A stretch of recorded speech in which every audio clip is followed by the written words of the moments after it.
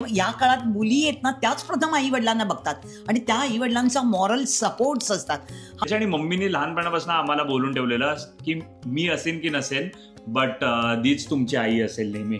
एका मुलाचे 100 रुपीज मिळायचे, अशा 5 मुलांच्या ती ट्युशन्स घ्यायची आणि त्याचे 500 रुपये मिळायचे आणि ती मला ते 500 रुपये त्यावेळेला द्यायची, स्वतः काही एक पैसा न घेता किंवा न खाता। ठराविक कालावधीनंतर आई मुलीची मैत्रीण होते, बाबा ह्यांच्यापाठी कोणी नाही आहे, या एकट्याच लेडी आहेत, चला काहीतरी मुलं गळ्यात बांधूया। आई आहे त्या आपल्या काही ज्या गोष्टी असतात त्या मुलीला सगळ्याच गोष्टी सांगते। So hi everybody, welcome to our YouTube channel The Bakers. If you haven't subscribed to our YouTube channel, please do it right now. So every time when we upload a video, you guys will be notified. So आज पण एक अशीच sit down story time video असणार आहे mummy सोबत।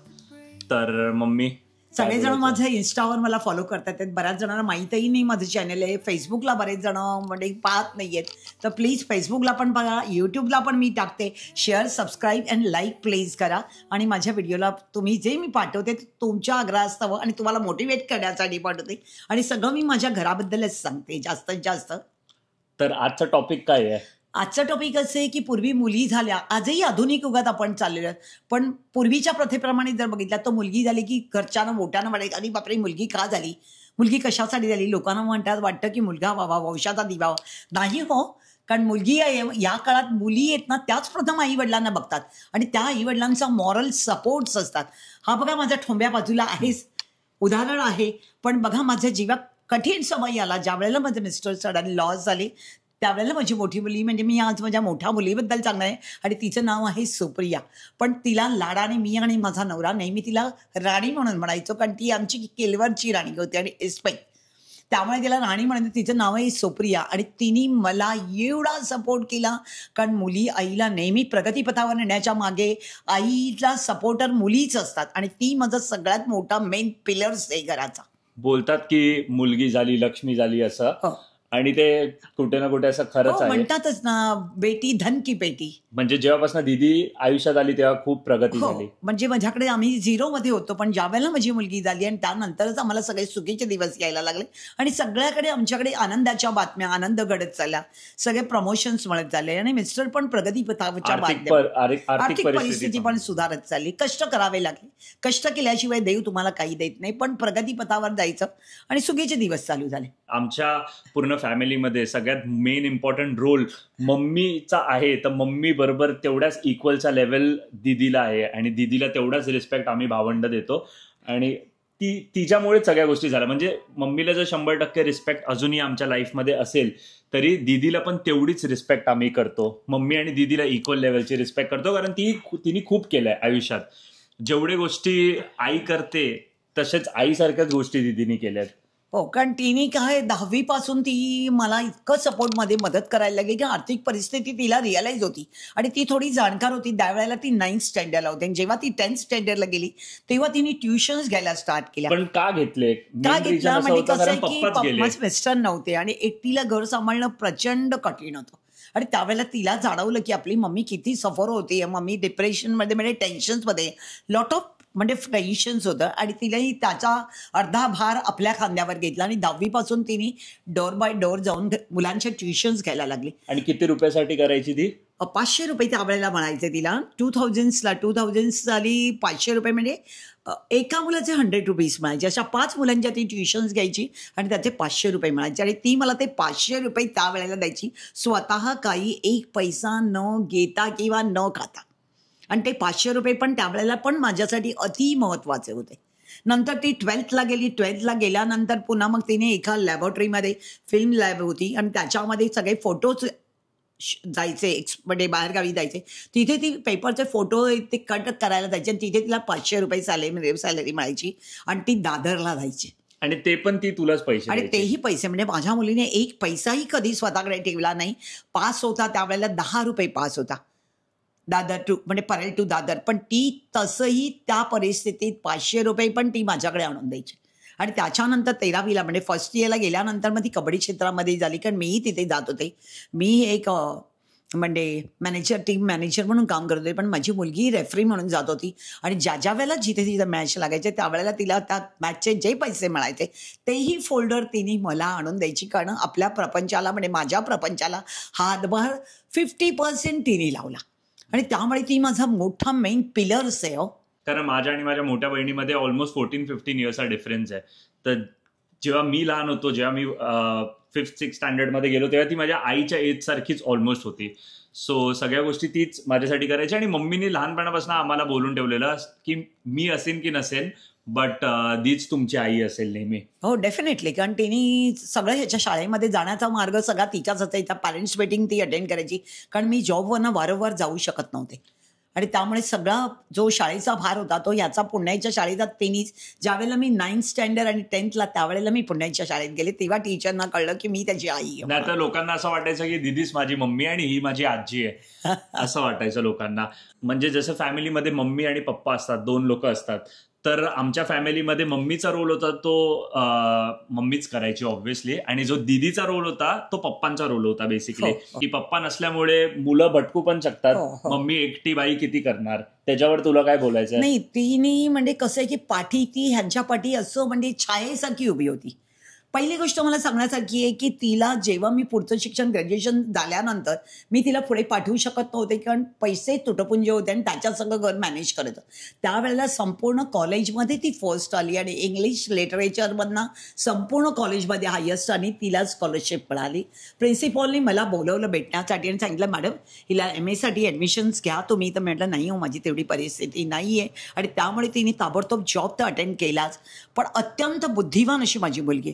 Reason असं आहे की तिने न जास्त शिकण्याचा, कारण मम्मीने तिला तेव्हाच बोललेलं होतं की जर तू शिकशील मी तुला पैसे देईल तर बाकीच्या मुलांनाही भागवणं गरजेचं होतं, कारण तुझं ग्रॅज्युएशन कम्प्लीट झालंय. तर म्हटलं आता पाठच्या भावंडांना पण शिक्षण मिळायला पाहिजे, म्हणून तेवढा खर्च पाठच्यानं पण मला करावा लागला.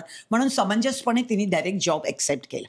मुलांचं सगळं खाणं पिणं कुठे जायचं असेल तर यांना तिन्ही भावंडांना सांगितलेलं की मम्माकडे तुम्ही पैसे मागत जाऊ नका, काही लागलं वह्या पुस्तकं रबर पेन्सिल काही तर मी तुम्हाला देत जाईन. आणि मग त्याच्या पगारात ती थोडे पैसे त्यांना पण खर्च करायची आणि बाकीचे पैसे मला परत द्यायचे. कारण आजच्या जगामध्ये पण तू बघितलं मुली आहेत, मुली स्वतःचं स्वतः करतात, बॉयफ्रेंड सोबत बाहेर फिरायला जातात आणि स्वतःहून लग्न करतात, काय डेट्सवरती जात आहेत आणि फॅन्सी राहतात. नाही, त्याच्यामध्ये नगण्य आहे. माझी मुलगी जर तुम्ही बघाल तर एकदम सिम्पल अँड सोबर्स आहे.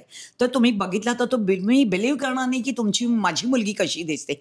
अत्यंत साधी राहणी, कारण सगळं प्रसंगाचं भान तिला होतं आणि त्यामुळे ती अत्यंत सिम्पल आहे. किती वेळा असं पण व्हायचं की नातेवाईक बरेच लोक होते जे मम्मीला टार्गेट करायचे, कारण मम्मी एकदम इझी टार्गेट होती लोकांमध्ये. बोल काही असतं आपल्या पाठी बोलणारं कोणी नसेल किंवा आपला धनी जर नसेल तर सगळेजण काही बोलायला तयार असतात. आणि आपण कोणाला बोललो तर शब्दाला वादंग होता, शब्दाला शब्द वाढत जातात आणि त्याच्यातनं क्लॅशेस निर्माण होतात. पण असं होतं की ही मुलगी माझी ढाल म्हणून माझ्या पाठी उभी होती आणि त्यामुळे बरेच जण तिला घाबरायचे, कारण मी काहीच कोणाला रिप्लाय दिला नाही. एकही सिंगल वर्ड्स त्यांना मी कधी निगेटिव्ह वाचू दिले. पण ते दीदीला घाबरूनच आधीच म्हणजे मला कोण बोलेल तर काय कोणाची बिशाद असेल ती त्यांना पूर्ण टीट फॉर टॅट उत्तर द्यायला तयार असायची. माझ्या आणि शर्वरी आम्ही दोघे खूप छोटे आहोत, बट दीदी आमची मोठी होती. तर कुठे बाहेर जायचं आहे काय असेल तर मम्मीचं अप्रुव्हल तर आम्हाला लगेच भेटून जायचं, ओके. पण दीदीचं अप्रुव्हल भेटणं ही नेक्स्ट टू इम्पॉसिबल होतं, खरं सांगताय. आणि मम्मीनी जरी हा बोललं की तू बाहेर जा, बट जर दीदीनी बोललं की तू नाही जाऊ शकत म्हणजे नाही जाऊ शकत, नाही तर नाहीच. अंतिम शेवटचं प्रश्नाचं उत्तर म्हणजे नाही. दोघांचं अप्रुव्हल तेवढंच इम्पॉर्टंट होतं काही करायचं असेल. आणि ही त्यांच्या पाठी धावतच असायची. कुठेही मुलं गेली, काय झालं, भावंड आपली कुठे गेली, का उशीर झाला, ट्युशनवरनं येताना का लेट झालं, ताबडतोब ती फॉलो करायची की का लेट झाला, कशासाठी लेट झाला, कुठे होता तुम्ही. म्हणजे पूर्ण हंटरशाही पद्धत तिच्याकडे होती आणि ती पूर्ण घराची रिंगमास्टर्स होती. आणि हे काय बोलायचं आहे तुला की बरेच लोक बोलत होते दीदीचं लग्न करून दे, लगेच 11वी झाली 12वी झाली की लग्न करून दे. सल्ला देणारे बरेच असतात. हे तर तू लास्ट व्हिडिओ मध्ये पण बोलले, मागच्या व्हिडिओत पण. असे बरेच नातेवाईक होते, तू ते बरेच लोक अशी होती जे तुला सांगत होते की कर ती स्टोरी शेअर कर, 2-3 जणांनी मला सल्ला दिला, अगं तुझ्याकडे पैसे नाहीये, तू एकटीच कमवते, ह्या मुलाचा एवढा मोठा बिझनेस आहे, याची एवडी मोठी गोव्याला मोठं 2-3 शॉप आहेत, त्याचं दिवसाचं टार्गेट एवढं, त्याच्याकडे कॅश येते महिन्याची दिवसाची 30-40 हजार त्याचा गल्ला आहे, तर तू करून दे मुलाशी लग्न, तो तुझं घर सांभाळेल, तुझ्या मुलीला नोकरी करण्याची गरज नाहीये.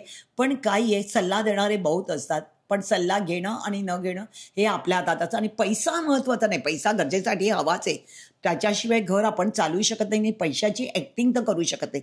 पण सुचवतानाही लोक असं सुचवतात की बाबा ह्यांच्यापाठी कोणी नाही आहे, या एकट्याच लेडी आहेत, चला काहीतरी मुलं गळ्यात बांधूया, पैसेवाली मुलं बांधूया. पण तिथे तुम्ही काही एक्सेप्ट करणं हे माझ्या मनाला कधीही पटलं नाही, कारण आपली मुलगी साधी आहे, मुलगाची मला चांगल्या पद्धतीचा पाहिजे होता. त्यामुळे वेट अँड ऑब्झर्व हा माझ्याकडे एक प्रकारची एक समंजसपण आहे. आणि कुठे ना कुठेतरी आजी आजोबा पण सारखे मम्मीला बोलायचे की म्हशीचे शिंग कधी तिला जड होतात का, तर तुला तुझी मुलं जड नाही झाली पाहिजेत. हो, आई म्हणायची, अगं लेकी लक्षात ठेव, म्हशीचे शिंग कधी म्हशीला जड होत नाही. तेव्हा आपली मुलं आई वडिलांना कधीच, म्हणजे आईला कधीच जड होत नाही. आई किती जरी आपली मुलं 2 असू दे 4 असू दे, पण ती त्यांना मायेने प्रेमाने आणि अत्यंत जोमाने सांभाळते. ती कधी दाखवत नाही की आपली मुलं आपल्याला भार आहेत, मुळीच नाही. कारण म्हणूनच आईला म्हटलं जातं मातृतुल्य आई.